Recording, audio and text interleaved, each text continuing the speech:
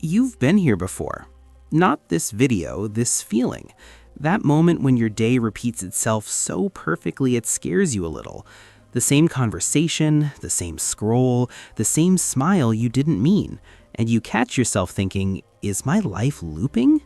That isn't you being dramatic. It's your pattern recognition system waking up, because there's a perfect loop hidden in real life, and once you see it, you won't be able to unsee what your mind has been doing in the background. A loop is comforting because it promises predictability and no surprises, which is why the survival brain loves it. But a perfect loop is also a warning sign, because perfection doesn't happen by accident. In nature, things drift and vary and breathe. So when something repeats with uncanny precision, your nervous system leans forward, not with fear, with suspicion. And that suspicion isn't paranoia, it's intelligence asking, what am I missing? The truth is, you miss more than you think. Not because you're careless, but because you're tired. And modern fatigue doesn't always feel like sleepiness. It feels like living one step behind your own attention.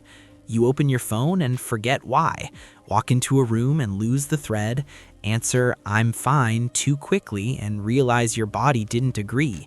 And that's where erosion begins. Quiet, gradual, almost invisible. Overthinking comes first, replaying a tone, a pause, a look, because you don't trust the world to be stable, so you keep checking. Then numbness follows, not sadness, just less color, where your reactions stay on schedule while your feelings fall behind. Then masking fatigue arrives, and you become fluent in being acceptable. Eye contact, laugh, tone, performing you so smoothly you forget it's a performance until you're alone and the silence feels heavy. None of that means you're broken. It means you're running old software. The survival brain is efficient, and efficiency worships speed, certainty, and energy conservation. So it automates you, builds shortcuts, fills gaps, and edits out ambiguity. That's why you can live an entire day and barely remember it, because autopilot doesn't record detail, it records outcomes. Safe, handled, next. So when you watch a real-life loop, you're not just watching an edit, you're watching a mirror, because the enemy isn't you, it's the automatic interpreter beneath you. Subconscious programming, cognitive bias, conditioned responses, a system that mistakes familiarity for truth.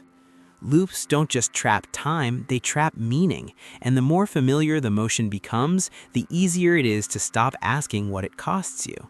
Now watch the loop. A hand reaches for a door, it opens. A foot steps through. The camera pans just enough to follow. A cup lands on a table, a chair slides slightly. A shadow passes over the floor. And without you noticing the seam, the last frame becomes the first, perfectly. Your brain loves it, then your brain hates it because it can't find the cut. And when it can't find the cut, it starts searching for cuts in everything else.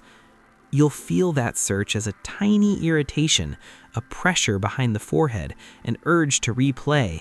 And that is cognitive friction, your eyes seeing while your brain negotiates what it's allowed to accept. It wants closure, it wants to label it as an editing trick, a coincidence, nothing. And maybe it is, but notice the reflex. Your mind rushes to certainty because uncertainty feels like danger. And that rush isn't a flaw, it's survival code. But your brain has a back door, and most people never find it because they keep trying to win by force, more focus, more effort, more strain, when the sharpest perceivers do the opposite. This is the psychology of the 1%, not money or status, but perception. They don't see more by trying harder, they see more by delaying the label and creating a small space between stimulus and meaning.